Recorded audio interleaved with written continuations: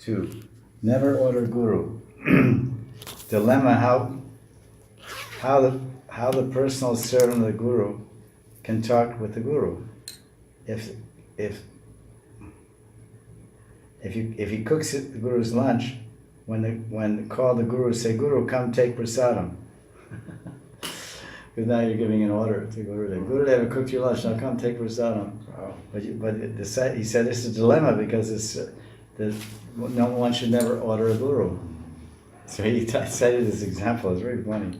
Guru, come take prasad. Guru, now you come. Come on, Gurudev, let's go to the temple. You have to give a lecture. Your bath water is heated. Come and take your bath. How to order the guru? How to restate? He says you have to rephrase the statements to a question. It's a very cool thing he taught me. Rather than saying, Gurudev, your lecture, so you have to come and give a lecture. Gurudev, it's 9 o'clock, everyone's in a temple. Would you like to give a lecture? You have to rephrase your order to a question. It's very cute, a really nice point.